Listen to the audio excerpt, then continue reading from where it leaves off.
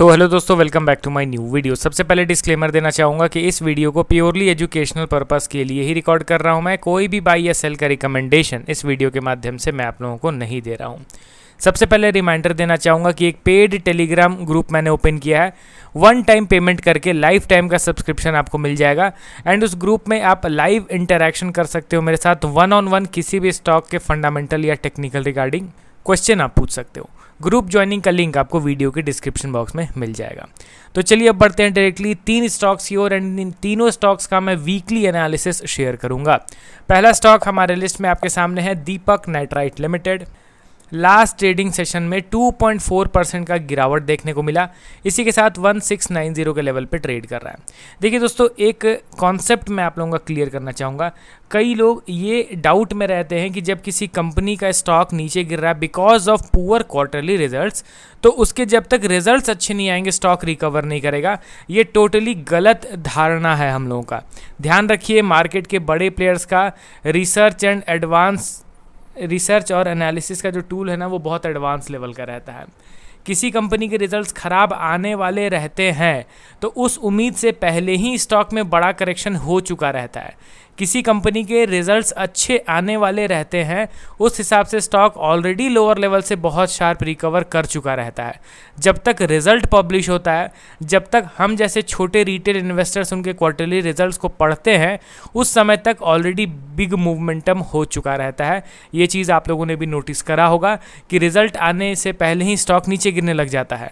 बाद में पता चलता है कि अरे भाई रिजल्ट तो खराब पब्लिश हुआ है, पहले से कैसे गिरने लग गया। बहुत बार आप देखोगे तो अचानक से बाइंग स्टार्ट हो जाता है लोअर लेवल से एंड बाद में पता चलता है कि रिजल्ट्स पब्लिश हुए हैं तो रिजल्ट्स बहुत अच्छे आए हैं। तो इसीलिए आप रिजल्ट के भरोसे टोटली बैठे रहोगे तो कहीं ना कहीं गोल्डन अपॉर्चुनिटी मिस कर जाओगे। आपको रिजल्ट पे तो रिलाई करना ही है, बट उसके पहले प्राइस एक्शन को भी थोड़ा इंपॉर्टेंस देना है, क्योंकि कोई भी स्टॉक में अगर कोई बुलिश प्राइस एक्शन बन रहा है, स्पेशली बड़े टाइम फ्रेम में, वीकली मंथली टाइम फ्रेम में, तो आप समझिए कि ये कोई ट्रैप नहीं है, एक्चुअल वे में स्टॉक में बाइंग हो रहा है। कोई स्टॉक कंटिन्यूसली नीचे गिरा, अचानक से 4 दिन ऊपर उठ जाए तो मे बी आप उसको ट्रैप कंसीडर कर सकते हो। बट कोई स्टॉक नीचे गिर के ज़बरदस्त चार्ट पैटर्न क्रिएट करके एक्टिवेट करके ऊपर जा रहा है, तो इस कंडीशन में आप इसको ट्रैप नहीं कंसीडर करोगे। इस कंडीशन में आप इंस्टेंटली नहीं कह सकते हो कि नहीं भाई ये स्टॉक ट्रैप कर देगा लोगों को। नहीं, वैसा नहीं होता है। तो इसीलिए आप टेक्निकल एनालिसिस को भी इंपॉर्टेंस दो, आप क्वार्टरली रिजल्ट्स, फंडामेंटल्स को भी इंपॉर्टेंस दो। दीपक नाइट्राइट को आप अभी क्या देख रहे हो? रिजल्ट्स एज यूजुअल अभी भी खराब ही आ रहे हैं। लगातार पिछले 8-10 क्वार्टर से कंपनी के अर्निंग्स में भारी गिरावट हो रही है। स्टिल आप अगर इनके इन्वेस्टर के सेक्शन पर नज़र डालोगे तो बड़े प्लेयर्स का इन्वेस्टमेंट घट नहीं रहा है। रिजल्ट खराब आ रहे हैं, स्टिल मार्केट के बड़े प्लेयर्स अपने इन्वेस्टमेंट को बढ़ाते ही जा रहे हैं एंड हम जैसे छोटे रिटेल इन्वेस्टर्स परेशान होकर स्टॉक को बेच रहे हैं। 27% से गिर के 21% स्टेक हो गया है रिटेल इन्वेस्टर्स का। अब चलिए टेक्निकल ओवरव्यू इसका मैं शेयर करके आप लोगों को बताता हूँ। यहाँ पे आप अगर ध्यान से देखोगे तो लोअर लेवल से पिछले 3 वीक से डिसेंट बाइंग हुआ है। अगर मैं एग्जैक्ट बाइंग के परसेंटेज को मेजर करूं तो ऑलमोस्ट 38% स्टॉक रिकवर किया है, बट इसको मैं बुलिश नहीं मानूंगा। ठीक है, यहाँ पे आप ध्यान से देखिए तो ये हमारा मेजर सपोर्ट लेवल था। ठीक है, इस सपोर्ट लेवल पे मल्टीपल टाइम्स स्टॉक में डिसेंट बाइंग हुआ, but finally at the end stock ने इस सपोर्ट लेवल का ब्रेकडाउन कर दिया। अब यहाँ पे आप ध्यान दीजिए कि सपोर्ट लेवल टूट गया, स्टॉक नीचे की ओर गिर गया है। ठीक है, अब ये बन गया हमारे लिए इंपॉर्टेंट रेजिस्टेंस लेवल। पहले ये हुआ करता था सपोर्ट, अब बन गया ये हमारा रेजिस्टेंस लेवल। अब इस रेजिस्टेंस लेवल पे प्रॉपर कंसोलिडेट करके ऊपर निकलता है तब लिटिल बिट स्ट्रेंथ दिखेगा, बट एक्चुअल वे में बुलिश इसको कब कंसीडर किया जाएगा? जब ये 2200 के लेवल का प्रॉपर ब्रेकआउट देगा तब। जब तक ये 2200 का ब्रेकआउट नहीं देता है इसको बुलिश नहीं कंसीडर किया जाएगा। हाँ, लिटिल बिट स्ट्रेंथ हम लोग कंसीडर करेंगे after breakout of 1750 level, but ultimate resistance level तो 2200 का ही हम लोगों को दिख रहा है। ठीक है, अब सपोज कीजिए कि रिजल्ट अच्छे नहीं आए हैं, स्टिल दीपक नाइट्राइट 2200 का लेवल का ब्रेकआउट दे रहा है, तो उस कंडीशन में हम लोग को टेक्निकल को फॉलो करना पड़ेगा। रिजल्ट्स खराब आ रहे हैं उसको इग्नोर करेंगे हम लोग एंड थोड़ा क्वांटिटी यहाँ पे बाई कर लेंगे एज पर टेक्निकल एनालिसिस, क्योंकि रिजल्ट खराब आ रहे हैं, स्टिल ये अपने मेजर रेजिस्टेंस का ब्रेकआउट कर रहा है। कुछ तो बात है ना भाई, आगे कुछ तो होने वाला है, क्योंकि मेजर रेजिस्टेंस का ब्रेकआउट कराना ये छोटे रिटेल इन्वेस्टर्स के बस की बात नहीं है।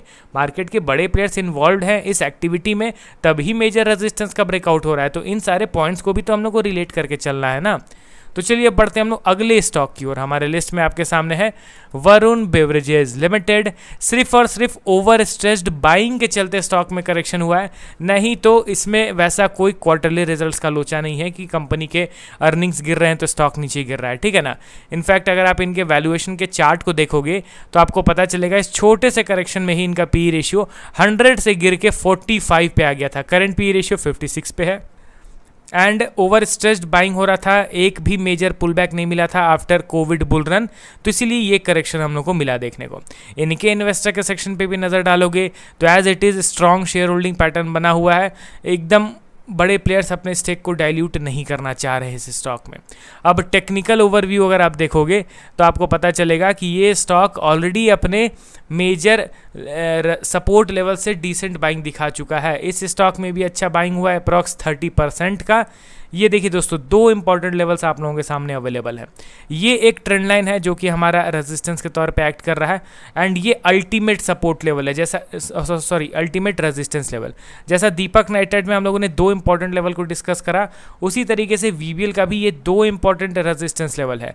ये एक ट्रेंड लाइन, ठीक है, एंड ये जो रेजिस्टेंस है ना, ये अल्टीमेट सपोर्ट रेजिस्टेंस लेवल है, जिसके ब्रेकआउट के बाद तब तो मैं proper knew all time high उम्मीद करके बैठूंगा कि नहीं भाई अब ये नया ऑल टाइम हाई बनाएगा, ठीक है।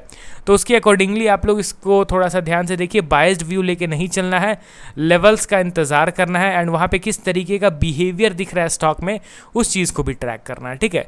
अगला और लास्ट स्टॉक हमारे लिस्ट में आपके सामने है KPIT टेक्नोलॉजीज लिमिटेड। हालांकि अभी के टाइम पे तो ऑलमोस्ट सारे ही IT स्टॉक्स का बुरा हाल चल रहा है, तो KPIT को मैं कैसे ही इग्नोर करूंगा, कैसे एक्सक्लूड करूंगा, इसका भी बुरा हाल चल रहा है।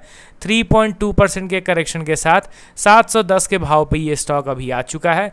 वैल्यूएशन अगर देखा जाए तो ये भी ओवर वैल्यूड दोस्तों हो गया था, ये चीज़ तो हम लोग को एडमिट करना पड़ेगा।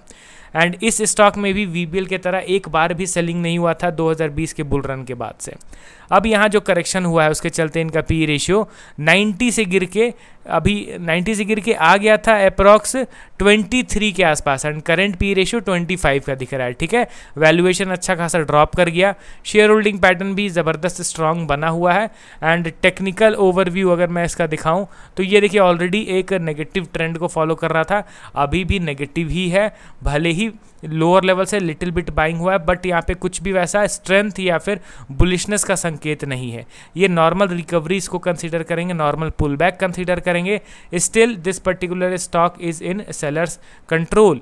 यहाँ पे बायर्स का उतना पार्टिसिपेशन अभी के लिए नहीं हुआ है, तो इसको मैं नेगेटिव यानी कि बेरिश ट्रेंड में ही कंसीडर करूँगा। तो चलिए टोटल हम लोगों ने 3 स्टॉक्स का मेजर ओवरव्यू वीकली एनालिसिस में शेयर किया। मिलता हूँ अब कल नए वीडियोज़ के साथ। Okay then bye bye.